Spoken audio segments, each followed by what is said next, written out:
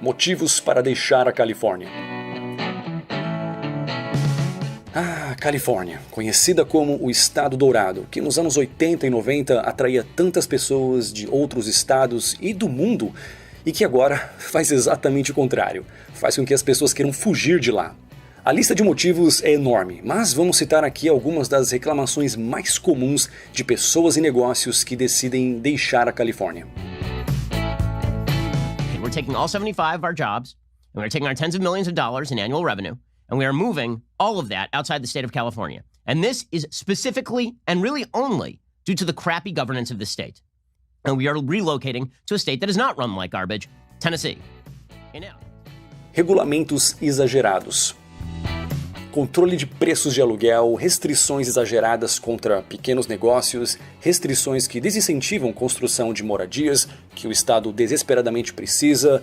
Enfim, esses são alguns dos regulamentos exagerados contribuindo para arruinar a economia de um estado que, como eu disse, se fosse um país, teria o 5º maior PIB do mundo. Muitas leis são criadas levando em consideração somente boas intenções e as primeiras causas.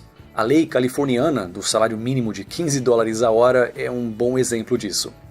Parece maravilhoso e bem intencionado, mas acaba criando desemprego e tirando do mercado jovens e pessoas pouco experientes. Mas, em política, o que vale são boas intenções, não é?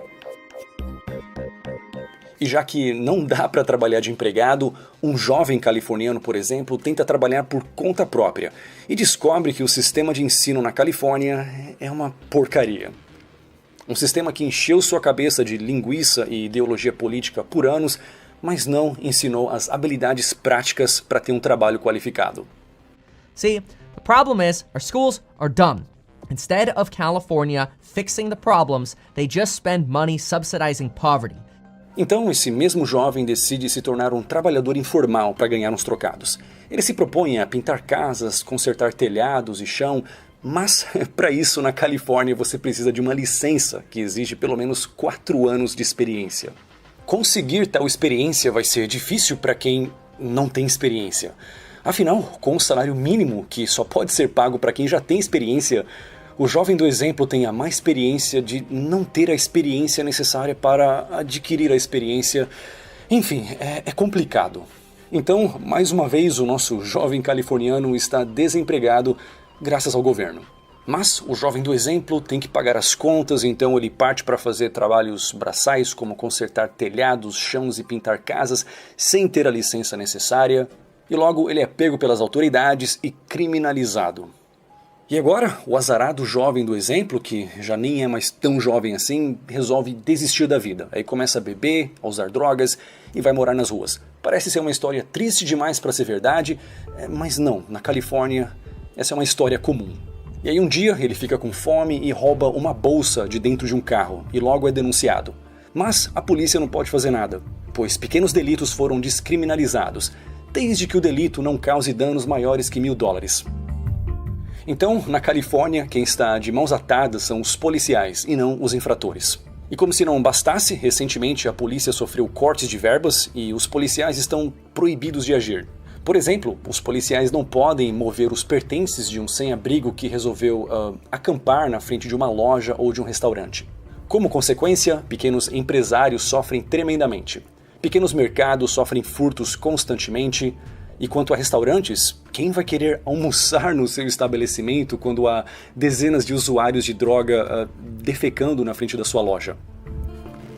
There are people defecating on the street right in front of my apartment. And we see this not only here, not only in Skid Row, but from San Diego all the way on up to Sacramento, San Francisco. Every city is being impacted by this. E voltando ao exemplo do nosso jovem, o governo da Califórnia não o deixa trabalhar, mas o deixa roubar. E tem mais, o governo se importa tanto que ainda doa umas migalhas e seringas esterilizadas, afinal, eles precisam se drogar da forma mais segura possível.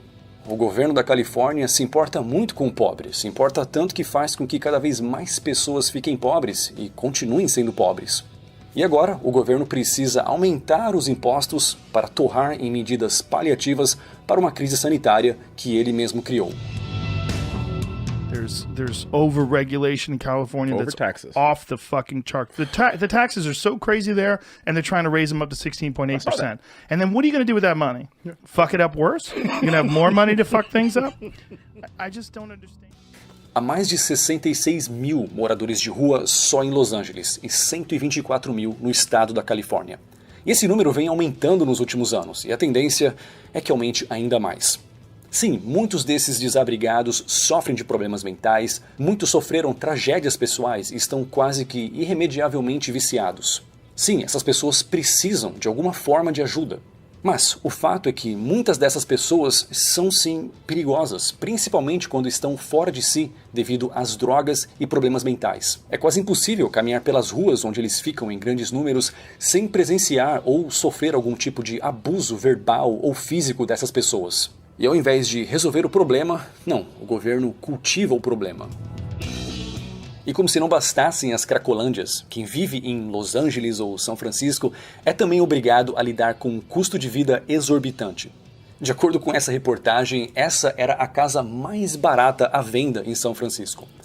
Uma casinha minúscula, em más condições, por apenas $649 mil. Ou 3.660.000 reais. E como o quintal dos fundos é relativamente grande, essa casinha provavelmente será comprada por alguma construtora que pode pagar acima do preço listado. Deixando para trás pessoas com menos poder de compra, como esse bombeiro, que tem medo de ter que ficar em sua kitnet até se aposentar. When a man charged with protecting a city can't even afford a house like this, something is seriously out of whack.